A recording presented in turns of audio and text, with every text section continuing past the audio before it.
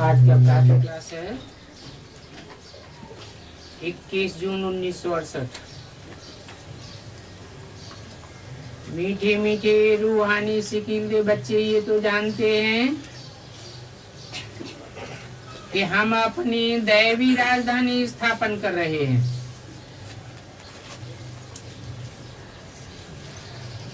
उस दैवी राजधानी में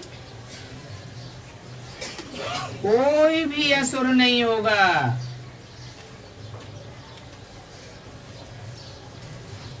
उस राजधानी में राजाएं भी होंगे तो प्रजा भी होगी, क्योंकि सभी बच्चे पुरुषार्थ तो करते हैं राजयोग सीख करके राजा ही लेने का।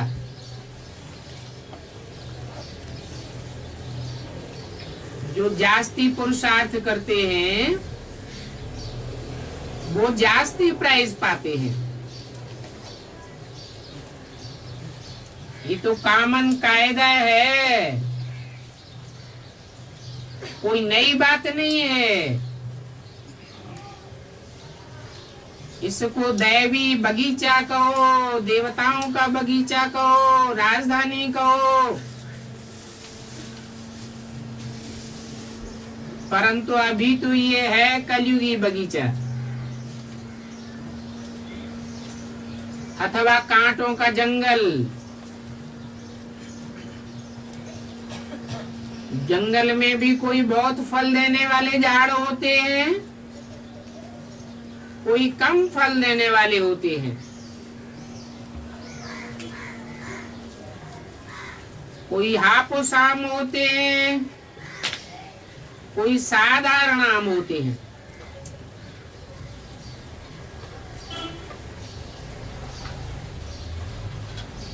कोई संतरे भी हैं।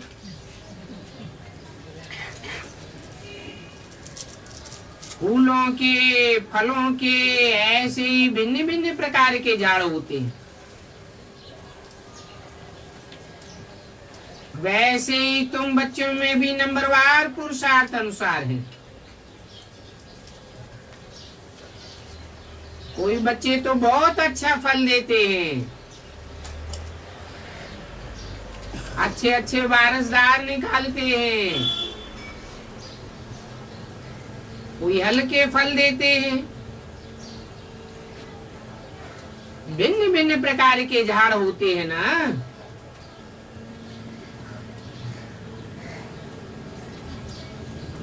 ये भी बाबा का फल देने वाला बगीचा है।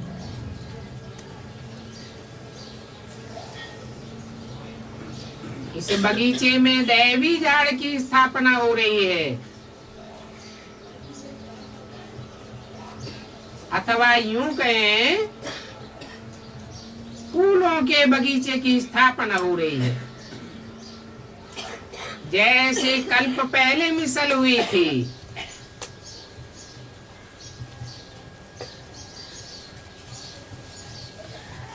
कोई तो आते आते ही मीठी मीठी खुशबूदार बन रहे हैं, कोई फिर नंबरवार पुरुषार्थ अनुसार है। यहाँ सभी प्रकार की वैरायटी है।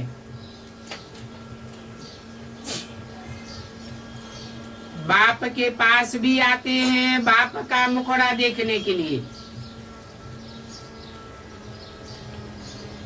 ये तो जरूर समझते हो बाबा हमको स्वर्ग का मालिक बनाते हैं, और तुमको मालिक बनने में बेहद की खुशी भी होती है।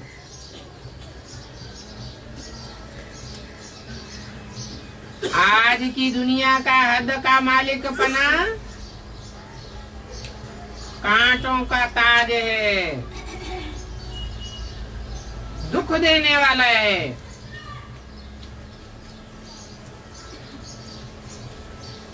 ये भी बच्चे समझते हैं। ये खेल ही दुख और सुख का बना हुआ है। और खास भारतवासियों के लिए बना हुआ है।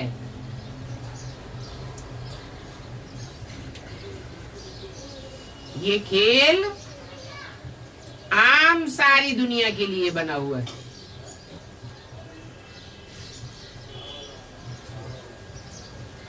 विलायत वालों के लिए तो ख्याल भी नहीं किया जाता है। कहते हैं ना, पहले अपना घर तो संभालो।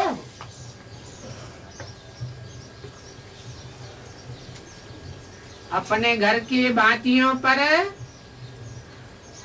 धनी की नजर रहती है, तो बाप भी बैठकर एक एक बच्चे को देखते हैं। इन बच्चों में कौन कौन से गुण हैं और कौन कौन से अवगुण हैं।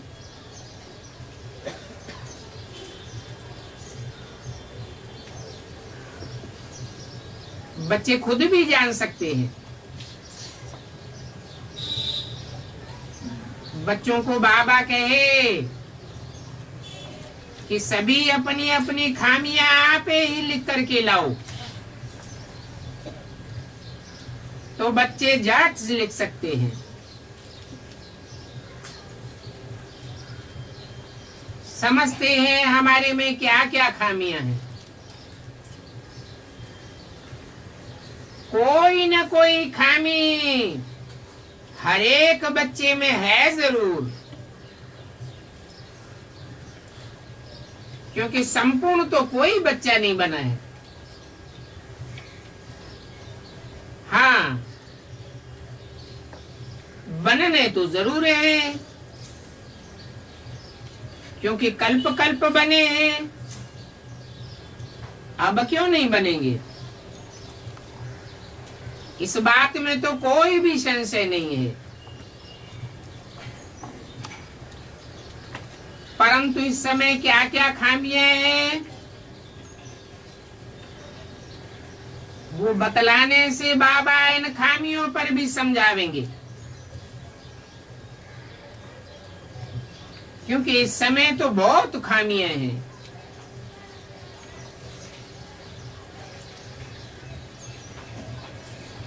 और मुख्य सभी खामियां होती है खास देह अभिमान के कारण। जिनमें देह अभिमान होता है वो बहुत तंग करते हैं, बहुत हैरान करते हैं, कितना धम चक्कर मचाते हैं। अपनी अवस्था को भी आगे नहीं बढ़ाते, औरों की भी अवस्था को आगे नहीं बढ़ने देते हैं। इसलिए बाप कहते हैं अभी पूरा पुरुषार्थ करना है।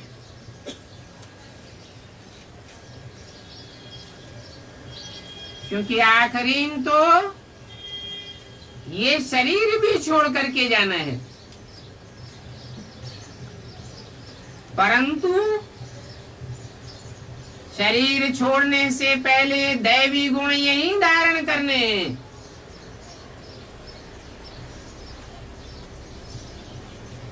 दैवी गुण धारण करने के बाद ये शरीर छूटे। कर्मातीत अवस्था में जाने का अर्थ भी बाबा समझाए रहे हैं।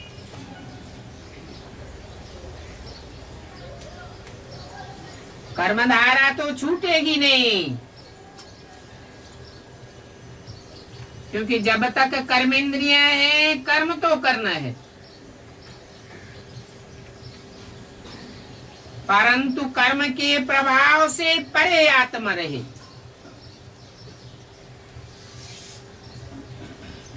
कर्म से अतीत हो जाए, उसको कहेंगे कर्मातीत अवस्था।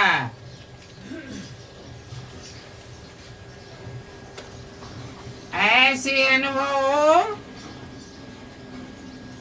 जैसे कुदरती गुण गुणों में बरत रहे हैं,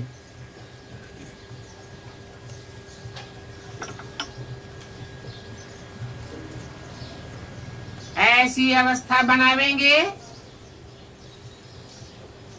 तो कोई भी प्रकार का फला नहीं रह जाएगा।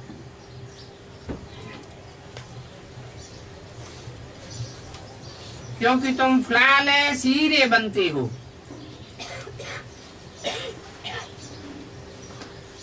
तो हमारे में क्या क्या कमियां हैं ये तो हर एक जानते हैं,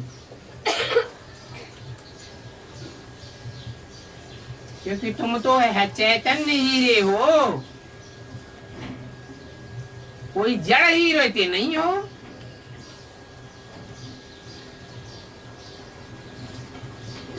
जो जड़ हीरे होते हैं वो तो अपने अंदर से खामियां खुद नहीं निकाल सकते। तुम तो चैतन्य हो,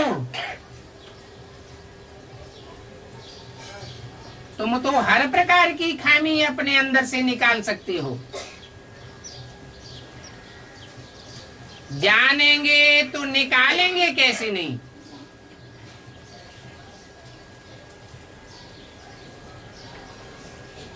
और तुम तो कौड़ी से हीरे जैसे बनते हो। अपन को हर एक अच्छी रीति जान सकते हैं।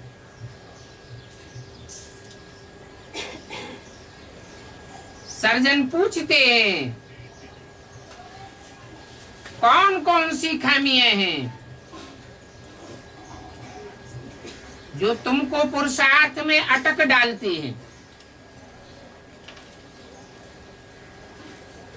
वो खामियां तुमको आगे नहीं बढ़ने देती हैं। ये भी जानते हो कि पूरा पूरा खामियों से रहित तो पिछाड़ी में बनना है।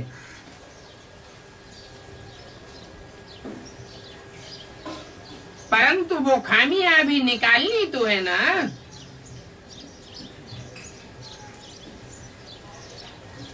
63 जन्म खामियां आती रही,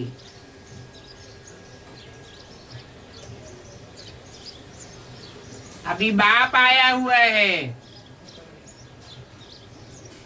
सब प्रकार की खामियों को बाहर निकालने के लिए। अगर अभी भी खामी नहीं निकालते हैं तो कौड़ी की कीमत रह जाती है। ये बाबा भी बड़ा पक्का जवाहरी है। इन्होंने सारा जीवन इन आंखों से हीरे देखे हैं।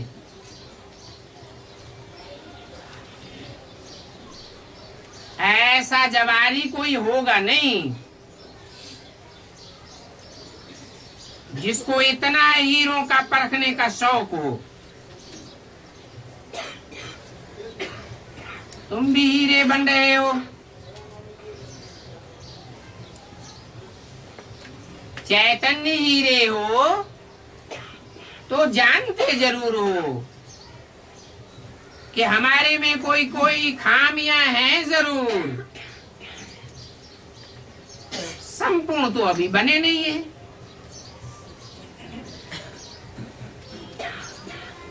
चैतन्य हीरा होने के कारण पुरुषार्थ करके अपनी खामियां निकाल सकते हो।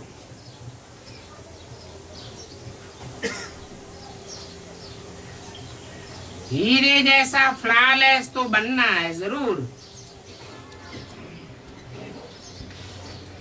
सो भी तब बनेंगे जब पूरा पुरुषार्थ करेंगे। बाप कहते हैं तुम्हारी अवस्था ऐसी पक्की होनी चाहिए कि शरीर छोड़ने के समय कोई भी याद ना आवे। एक बाप दूसरा न कोई। ये क्लियर बात है। तो अभी से मित्र संबंधियों आदि सभी से रग तोड़नी है।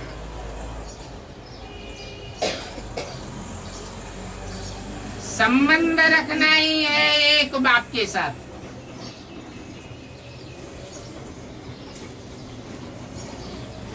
क्योंकि अभी तुम हीरे जैसे बन रहे हो, फ्लॉलेस। ये बेहद के बाप की बेहद की जवाहरात की दुकान है, और इस दुकान में तुम सब एक एक जवाहरी बैठे हुए हो। इन बातों को कोई दूसरा नहीं जानता है। साधु सन्यासी आदि तो कुछ भी नहीं जानते। वो थोड़े ही जानते हैं। ऐसे थोड़े ही कहेंगे कि ये बाबा बैठा है। वो समझ तो तुम्हारे अंदर है, नंबरवार पुरुषार्थ अनुसार, और तो कोई कह नहीं सकता। ये हम सभी का बाप है। वो साधु सन्यासी तो कुछ भी नहीं जानते। तुम बच्चे जानते हो, तुम हर एक की दिल में है कि हम विश्व के मालिक बन रहे हैं, नंबरवार पुरुषार्थ अनुसार।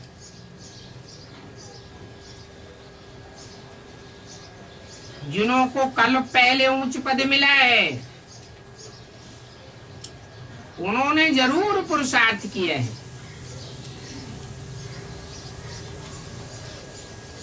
है तो तुम्हारे से ही। तो तुम बच्चों को अभी इतना पुरुषार्थ करना है, और कल पहले मिसल पुरुषार्थ करेंगे जरूर। 21 जून 1968 की वाणी का दूसरा पेज। इसलिए बाबा कोई कमी न हो। हीरे घिसे जाते हैं, आड़े बेड़े तिरछे होते हैं तो कम चमक मारते हैं। अच्छी तरह घिसे जाने के बाद पूरी चमक मारते हैं, कोई कमी नहीं रह जाती। उनको कहते हैं फ्लॉलेस।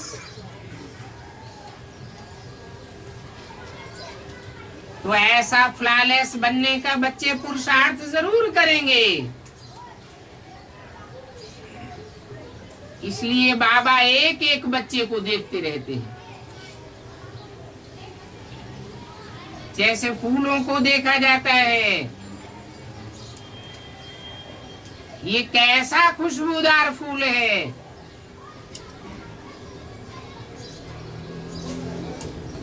इस फूल में क्या क्या खिटखिट है। क्योंकि तुम तो चैतन्य फूल हो।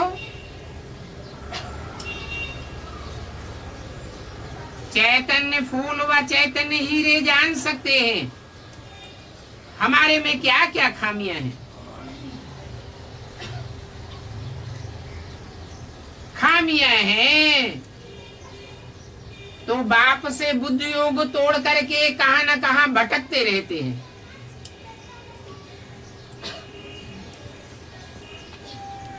बाप फिर भी कहते हैं, बच्चे माँ में कम याद करो, अभी भटकने का टाइम नहीं है। 63 जन्म तुमने बहुत भटकाव किया।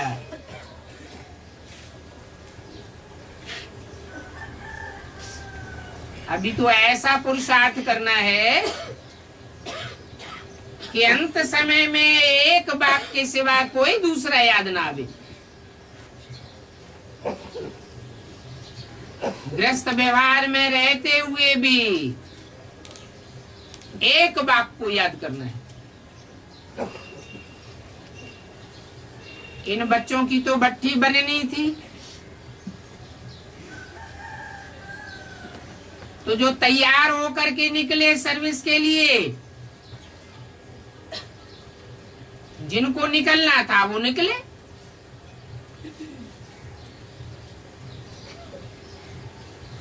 देखते भी हैं कि पुराने पुराने जो है वो अच्छी रीति सर्विस कर रहे हैं,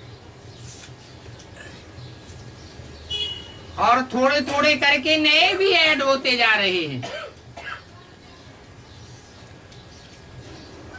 परंतु भट्टी तो पुरानों की बनी थी, बल पुराने भी हैं, तो भी उनमें खामियां तो है ना। हर एक अपने दिल में समझते हैं कि बाबा जो अवस्था बनाने के लिए हमको कहते हैं,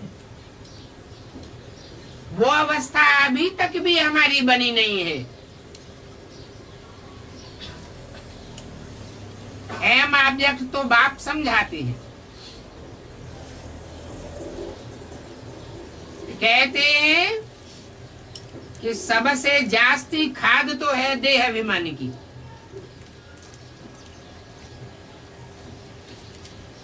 तभी तो घड़ी घड़ी देह की तरफ बुद्धि चली जाती है। अभी तो देह में होते हुए भी देही अभिमानी बनना है।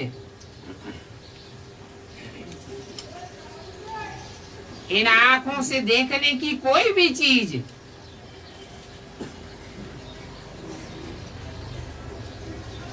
बुद्धि के तीसरे नेत्र के सामने नहीं आनी चाहिए। ऐसी पक्की अपनी अवस्था जमानी है। हमारी बुद्धि में सिवाय बाप के और शांति धाम सुख धाम के कोई भी वस्तु पिछाड़ी में याद ना आए।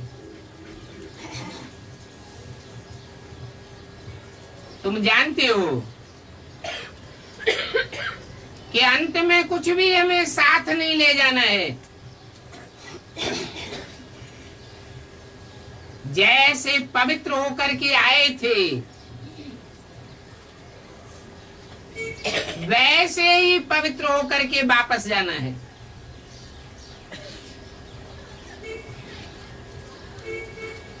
पहले पहले हम नए संबंध में आए थे, अभी हमारे संबंध पुराने हो चुके हैं। जर्जरीभूत तमोप्रधान संबंध बन गए हैं। कितना दुख देते हैं। पहले पहले हम नए संबंध में आए थे, अभी पुराना संबंध है।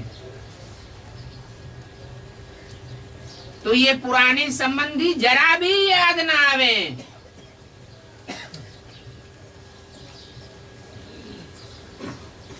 पुरानी चीज दुखदाई होती है ना। दुनिया की हर चीज पहले सुखदाई और अंत में दुखदाई हो जाती है।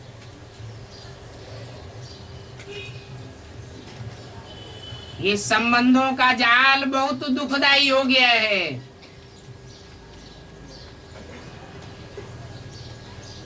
गैन भी है अंतकाल जो स्त्री सुमिरे। ये अंतकाल की बात अभी की है। अभी नए नए संबंध जोड़ने का टाइम नहीं है।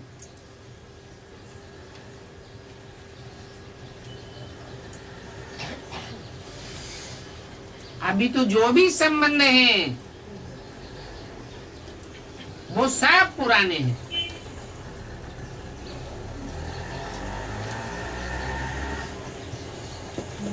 तो कलयुगी मनुष्यों ने जो संबंध बनाए हैं वो सब दुखदायी हैं, परंतु नए नए संबंध बनाने के समय अभी कोई सोचते थोड़े ही हैं कि हम क्या करने जा रहे हैं। मूल बात बाबा समझाते हैं कि एक बाप के सिवाय और कोई भी याद ना आए। एक बाप से ही सब प्रकार के संबंध जोड़ने हैं, क्योंकि तुम जानते हो एक बाप की याद से ही तुम्हारे सब पाप कट जाएंगे। तो और कोई भी याद नहीं आना चाहिए।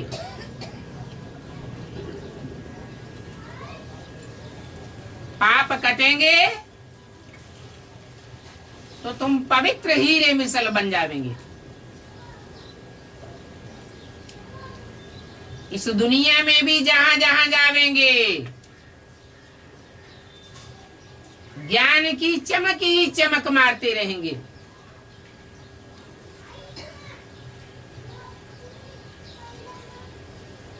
तुमको देखने से ही सबको खुश होते रहेंगे। पवित्र हीरा बन जावेंगे ना।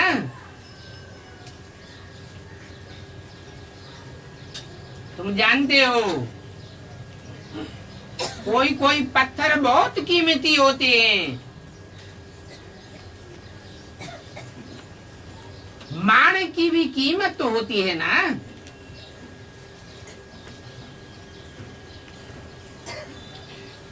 तो बाप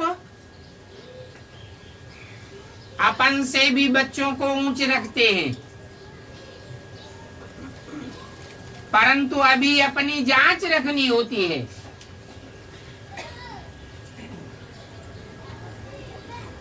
बाप कहते रहते हैं अभी अंतर्मुख होकर के अपने को देखते रहो कि हमारे में क्या क्या खामी है।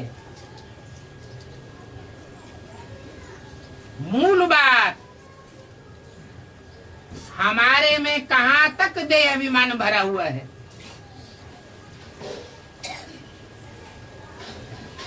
अभी संपूर्ण बनने में टाइम तो पड़ा हुआ है।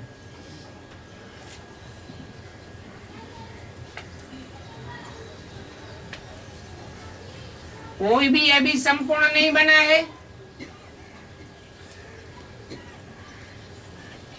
फिर भी बाप पुरुषार्थ के लिए भिन्न भिन्न युक्तियां समझाते रहते हैं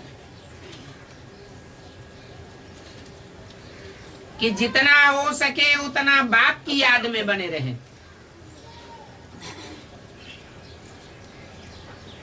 भले कितने भी दुनिया में कोई प्यारे अथवा प्यारियां हो,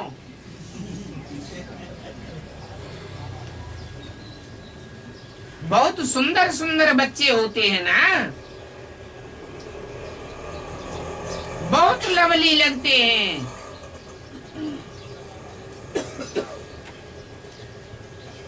स्त्री पुरुष का आपस में बहुत लव हो जाता है तो कितनी याद आती है। परंतु अभी ऐसा पुरुषार्थ करना है कि कोई भी याद ना आवे।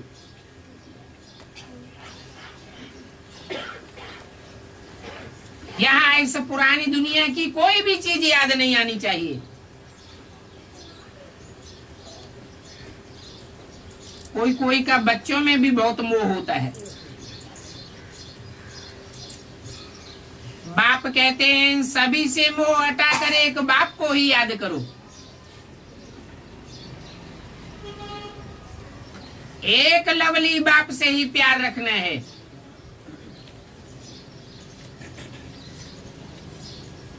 उनसे सभी संबंधों का सुख मिल जाता है।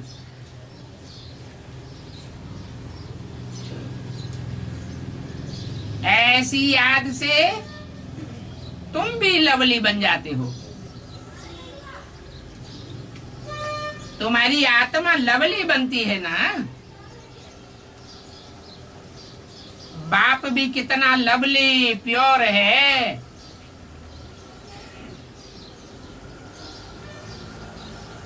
आत्मा आत्मा को पवित्र बनाने के लिए, लवली बनाने के लिए कहते हैं।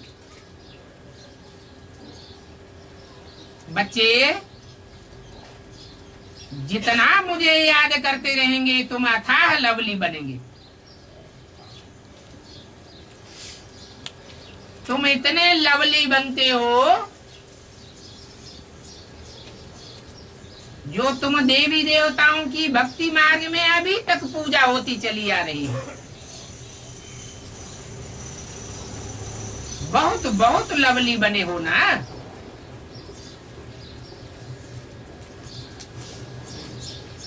तुम आधा कल्प राज्य करते हो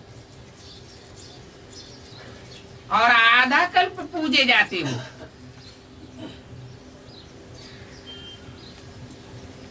तुम अज्ञान काल में खुद ही पुजारी बन करके अपने चित्रों की पूजा करते हो।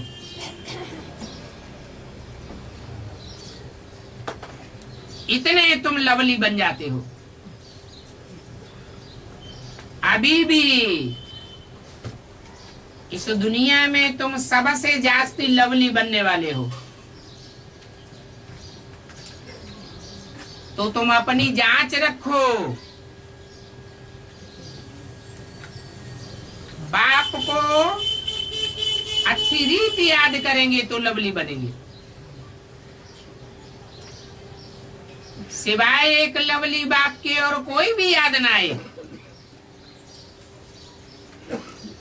बहुत बहुत लव से याद करना है।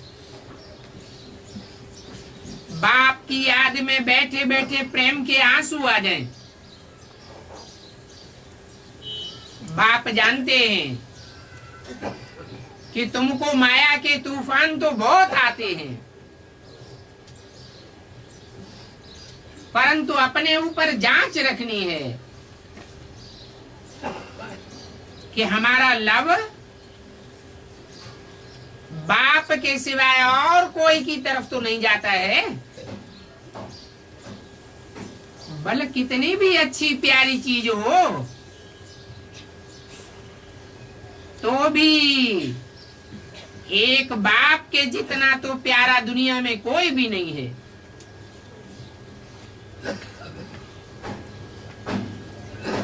तुम सभी एक मासूक के आशुक बनते हो। आशुक मासूक जो होते हैं एक बारी भी एक दूसरे को देख लिया बस सारा जीवन के लिए प्रतिज्ञा कर लेते हैं हम और कोई से शादी नहीं करेंगे।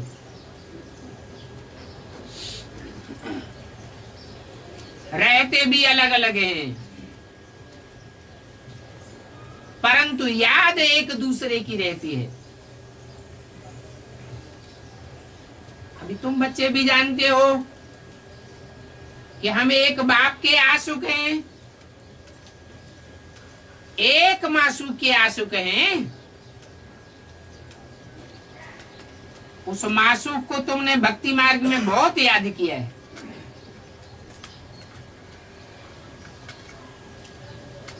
यहाँ तो अभी बहुत बहुत याद करना है, क्योंकि अभी तो वो सन्मुख पढ़ाते हैं।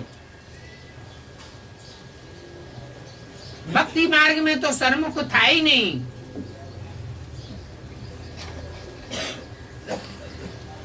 तो बाप कहते हैं माँ में कम याद करो तो तुम्हारा बेड़ा पार हो जाएगा। इसमें कोई भी प्रकार के संशय लाने की बात नहीं है।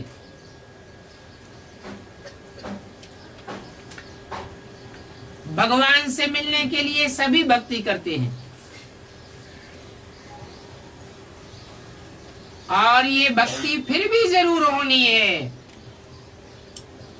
इस बात को तुम बच्चे समझते हो नंबरवार पुरुषार्थ अनुसार।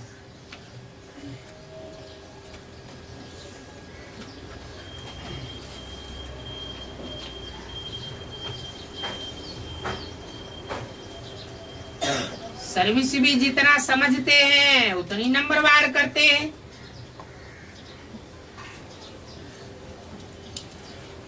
कोई कोई तो बहुत हड्डी सर्विस करते हैं।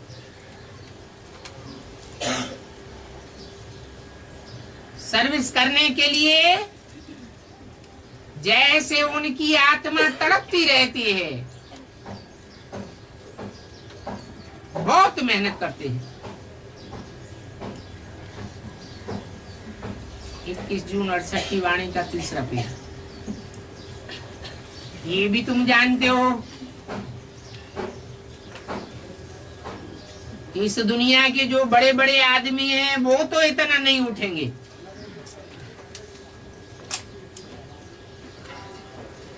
अगर ज्ञान में आवेंगे भी, राजयोग सीखेंगे भी, तो कम दर्जा पावेंगे। तुम जो मेहनत करते हो, तुम्हारी मेहनत तो व्यर्थ नहीं जाएगी। कोई समझ करके लायक होते हैं, फिर बाबा के सामने आते हैं। तुम भी समझ सकते हो ये लायक है या नालायक है।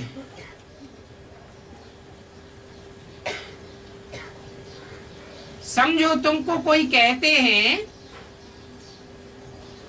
कि हम भी सुबह के क्लास में आना चाहते हैं, हम भी तो बाबा की मुरली सुनो।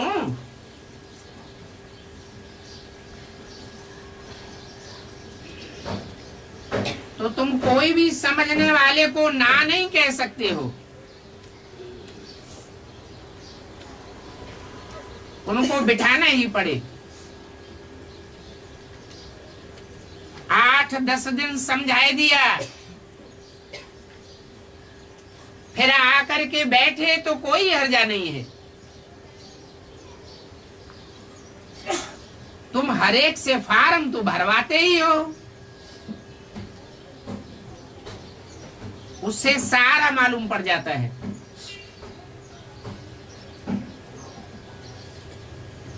बाबा भी दिल में समझते तो हैं।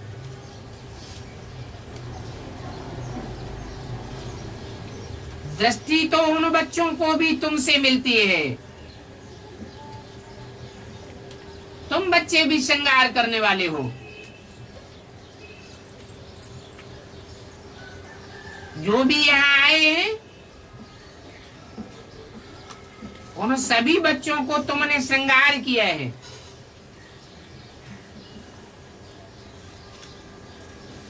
बाबा ने तुमको श्रृंगार कराया,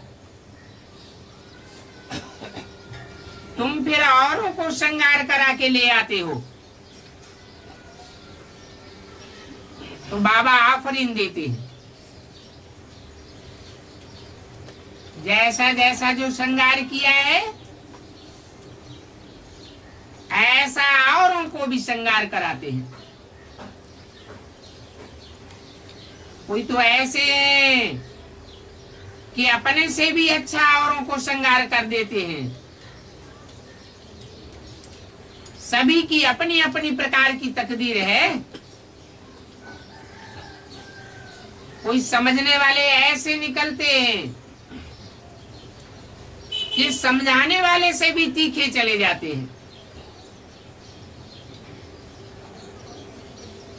अंदर से भी समझते हैं कि इनकी समझानी से तो हम अच्छी समझानी दे सकते हैं। उनके दिल में भी आता है हम बहुत अच्छा रसीला समझा सकते हैं। फिर उनको समझाने का नशा भी चढ़ता है।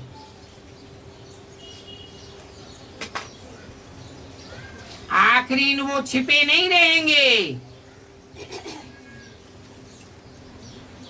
मैदान में आ जावेंगे।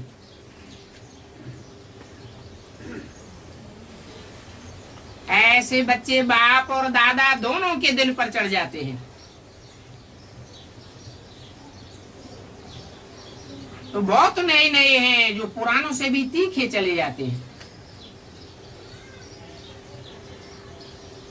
बड़े बड़े कांटों से अच्छे फूल बन पड़ते हैं। इसलिए बाबा एक एक को बैठ करके देखते हैं।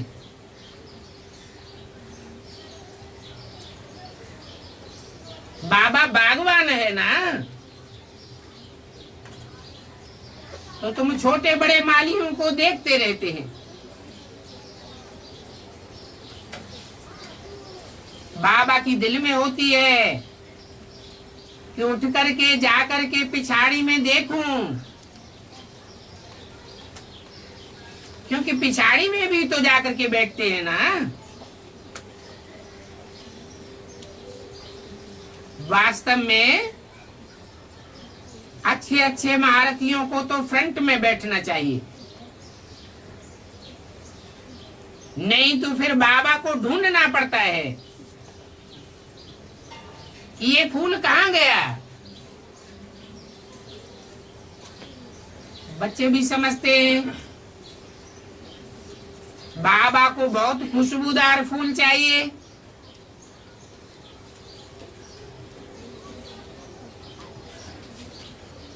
इसमें तो किसी को धक्का मारने आदि की बात ही नहीं है। दिल में धक्का नहीं खाना चाहिए।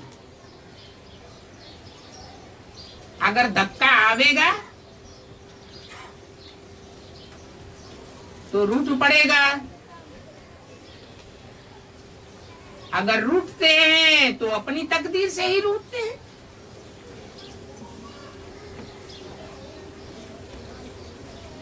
सामने वालों को देख करके अथाह खुशी होती है। ये बहुत अच्छा सर्विसेबल फूल है। कोई में थोड़ा डिफेक्ट होता है, कोई बहुत अच्छे साफ होते हैं, कोई देखने में आते हैं कि इनमें अंदर सारी जाली जमी पड़ी है। वो सारा किचड़ा निकालना पड़ता है। बाप जैसा सबको लवलीएस्ट बनना है। अभी कोई बना नहीं है। स्त्री का भी पति में लव रहता है, पति का इतना लव नहीं होता है जितना स्त्री का पति में लव रहता है। पति लोग तो फिर दूसरी तीसरी चौथी स्त्री भी कर लेते हैं, परंतु भारतीय स्त्री का तो एक पति ही बन गया सो बन गया बस। अगर चला जाता है तो सारा जीवन या हुसैन करती रहती है। पुरुषों के लिए तो एक जूती गई तो दूसरी तीसरी जूती ले लेंगे। शरीर को जूती कहा जाता है। अभी तुम बच्चे समझते हो कि हम बाबा को याद करेंगे तो फर्स्ट क्लास बनेंगे। कोई बहुत फैशनेबल होते हैं तो 4-5 जूतियां भी रख लेते हैं, नहीं तो आत्मा के लिए एक ही जूती काफी है। पांव की भी एक जोड़ी जूती होनी चाहिए, परंतु यहाँ पुरानी दुनिया में तो ये फैशन पड़ गया है।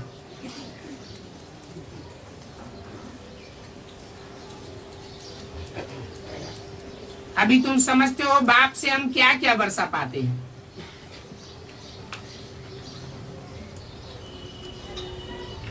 क्रिश्चियंस भी कहते हैं कि क्राइस्ट से 3000 वर्ष पहले भारत में पैराडाइज था। अभी फिर तुम बच्चे पैराडाइज के मालिक बन रहे हो। हेवन को कहा ही जाता है वंडर ऑफ द वर्ल्ड। जरूर हेवनली गॉड फादर ही हेवन स्थापन करेंगे।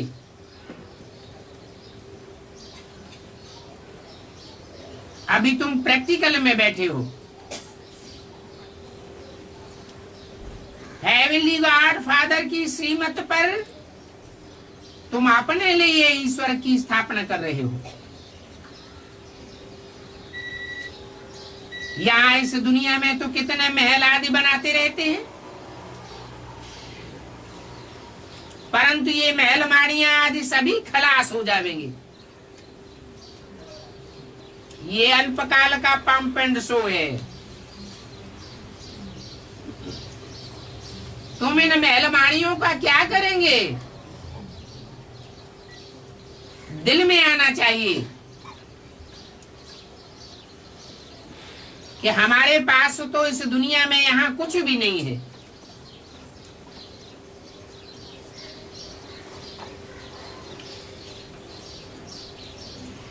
भले ये बाहर में घर गृहस्थ में रहते हैं, कोई विलायत में रहते हैं, फिर भी समझना चाहिए कि हमारे पास कुछ भी नहीं है। सब कुछ बाबा का है, हमारे पास तो कुछ भी नहीं है। तो अपने घर में रहते भी ऐसे समझना चाहिए। परंतु जो साहूकार होंगे इस दुनिया के, उन्हों की बुद्धि में तो ये बातें आ ही नहीं सकती। इसलिए बाबा कहते हैं ट्रस्टी होकर के रहो। कोई बच्चे पूछते हैं बाबा हम मकान बनाऊं, पूछते हैं तो बाबा कहेंगे बल बनाओ।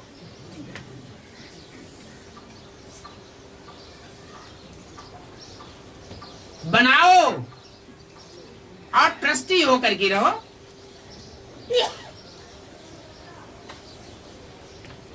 बाप तो जीता जागता बैठा है ना।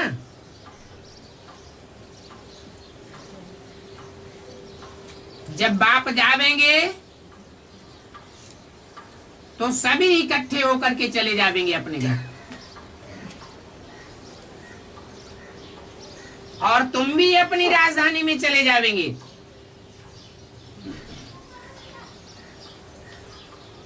तुम अपनी राजधानी में जावेंगे और मैं तो अपने घर में बैठ जाऊंगा।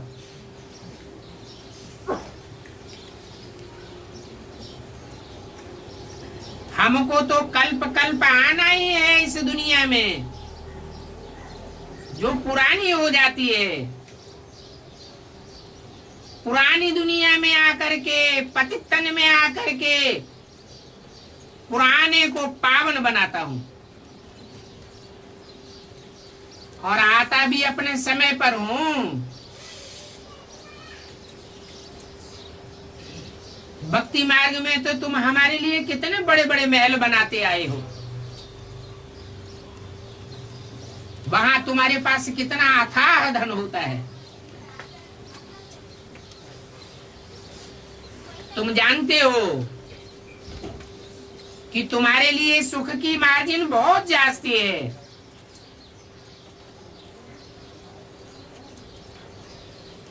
और धर्म वालों के मुकाबले तुम्हारा दुख बहुत थोड़ा है।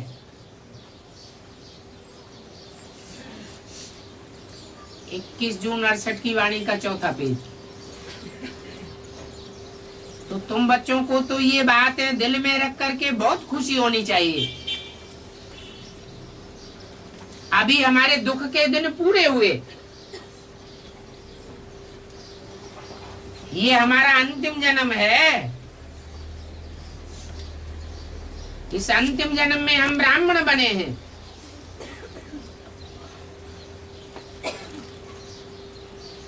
पक्के ब्राह्मण बनेंगे सो पक्के देवता बन जाएंगे। ये ब्राह्मणों का कुल है। यहाँ हमारी राजाई नहीं है। ब्राह्मण कोई के ऊपर राजाई नहीं करते हैं, कोई को कंट्रोल नहीं कर सकते। जब तक तुम ब्राह्मण नहीं बने हैं तब तक देवता भी नहीं बन सकते। ब्राह्मण तो सेवादारी होते हैं। कितना भी कोई माथा मारे, अगर सच्चा सेवादारी नहीं बना है तो देवता भी नहीं बन सकता।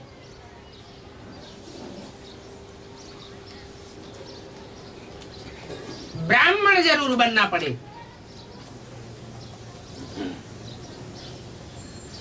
कोई कोई ऐसे भी हैं जो अपनी हिम्मत पर दुकान निकाल करके बैठ जाते हैं। ऐसों का फिर बाबा के पास कुछ भी जमा नहीं होता।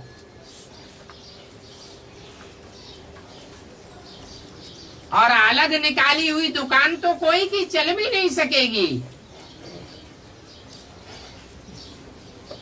ये तो शिव बाबा की अविनाशी बैंक है।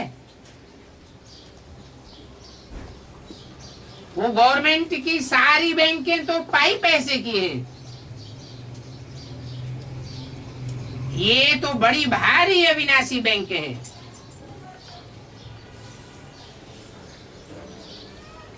यहाँ का यहाँ भी वापस कर देते हैं और 21 जन्मों के लिए ब्याज में भी देते हैं। ये ब्रह्मा की बैंक नहीं है, शिव बाबा की बैंक है।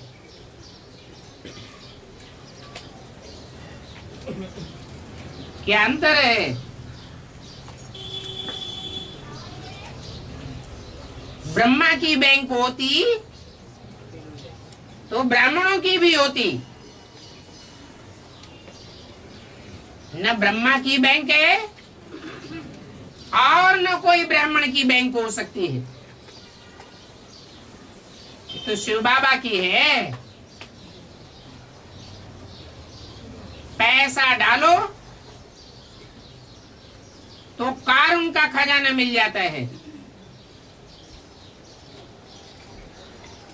परंतु कोई को इतना नशा चढ़ता नहीं है। नशा नहीं चढ़ता है तो बाप को याद भी नहीं कर सकते हैं। नहीं तो कितनी खुशी रहनी चाहिए। ओहो बाबा, हम आधा कल्प स्वर्ग में रहेंगे। हमारे लिए हीरे जवाहरातों के महल होंगे। जड़ के या चैतन्य के है?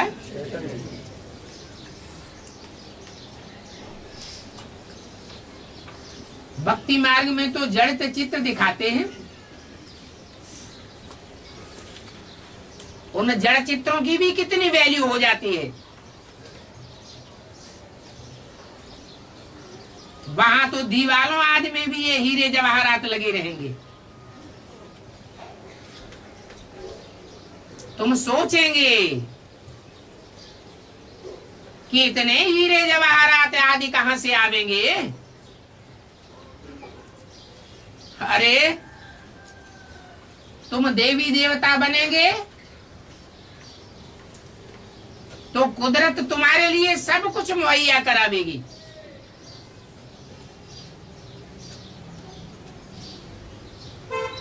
तो फिर बताओ, वहां ये कपड़े आदि पहनेंगे?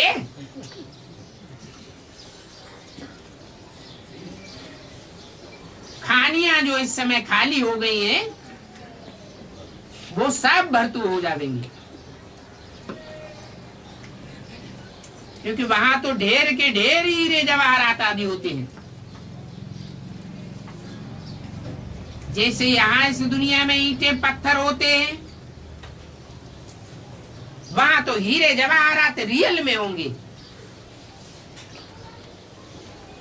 तो विचार करो कि हम ये तमोप्रधान शरीर छोड़ करके जाकर प्रिंस बनेंगे, विश्व के मालिक बनेंगे। कितनी खुशी होनी चाहिए। बेहद के बाप ने हमको ऐसा बेहद का वर्षा दिया है। जितना हम बाबा को बहुत याद करेंगे, उतना हम वहां भी पहले पहले आवेंगे, और बाप के घर में भी पहले पहले जावेंगे।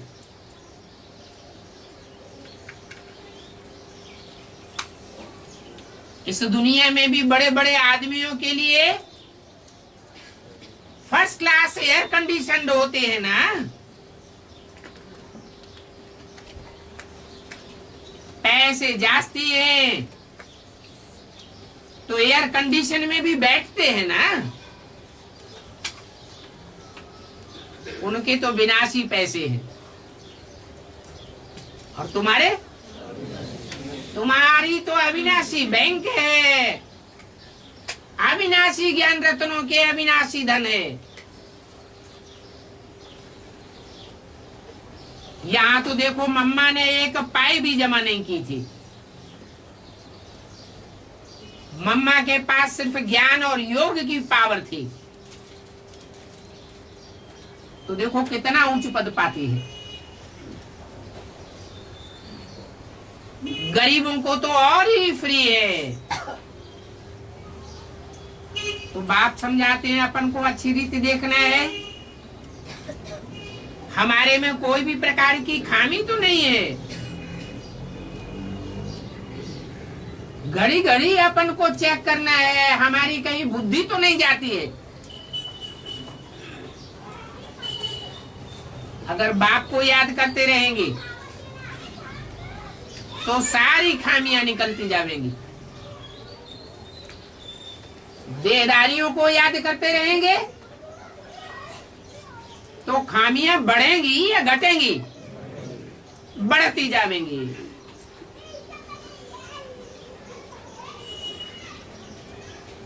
ऐसे मत समझो कि कल पहले भी ऐसे ही हुआ था।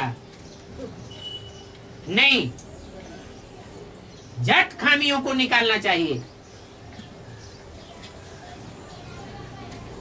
भले कोई की चमड़ी कितनी ही लवली क्यों न हो, चमड़ी पर फिदा नहीं होना है। ये चमड़ी चूहरी है, छी चमड़ियां हैं,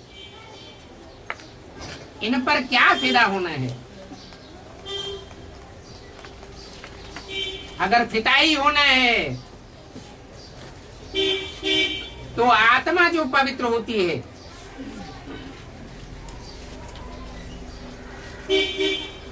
अंदरूनी प्यार होना चाहिए, शरीर पर फिदा नहीं होना चाहिए। अभी तुम सब हरिजन हो।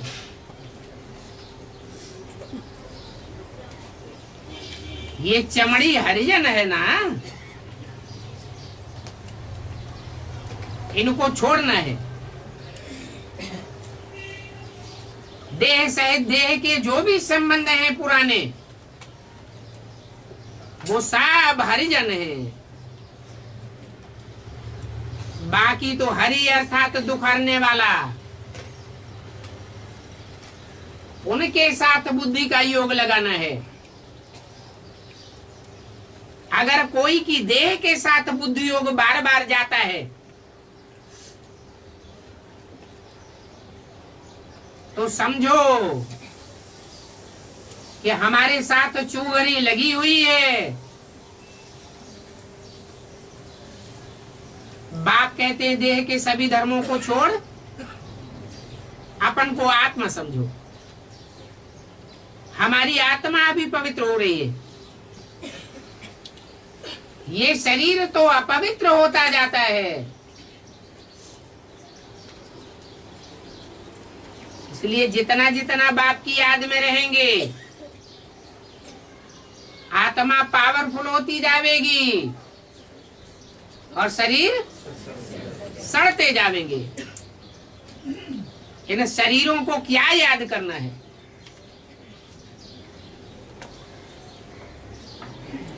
ये पुराने शरीर हैं और मूत से बने हुए हैं। अभी बाप कहते हैं देही अभिमानी भव, आत्मा अभिमानी भव।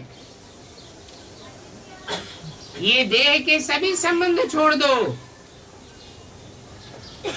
तो तुम्हारी नंबरवार कर्मातीत अवस्था हो जाएगी।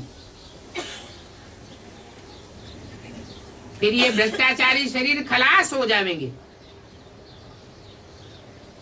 फिर तुमको फर्स्ट क्लास श्रेष्ठाचारी शरीर मिलेंगे। अगर भ्रष्टाचारी शरीरों से दिल लगाते रहेंगे तो पक्का समझो कि श्रेष्ठाचारी शरीर मिल नहीं सकेंगे। बाप कहते हैं मुझे याद करो और कोई की भी याद न रहे। ये पुराना शरीर चूहरी है, जिनकी आत्मा पवित्र नहीं बनती है तो चूहरी तो है। इस बात में बहुत मेहनत करनी है।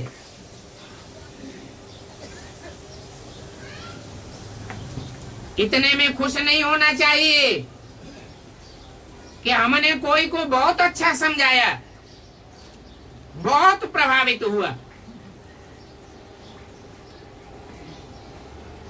बाबा कहते हैं प्रभावित माना प्रजा, बनाना है बाप का वारसदार। और बनाया क्या? अपनी प्रजा बना लिया। खुद ही नहीं समझे तो दूसरों को क्या समझावेंगे? बल कोई आवेंगे, हाथ जोड़ेंगे, वो तो देह को दुख करके हाथ जोड़ते हैं, बाप को थोड़े ही जानते हैं। इसलिए बाबा मिलते हैं तो भी अशरीरी होकर के बेहद में रहते हैं। बेहद में रहने से दुनिया भूल जाएगी। बाबा आत्मा को बैठ करके दृष्टि देते हैं।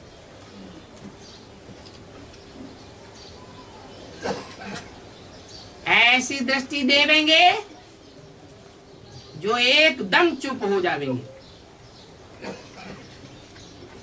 मुख से बात भी नहीं निकलेगी। अच्छा, मीठे मीठे रूहानी सिकील बच्चों को रूहानी बाप दादा का याद प्यार, गुड मॉर्निंग, नमस्ते।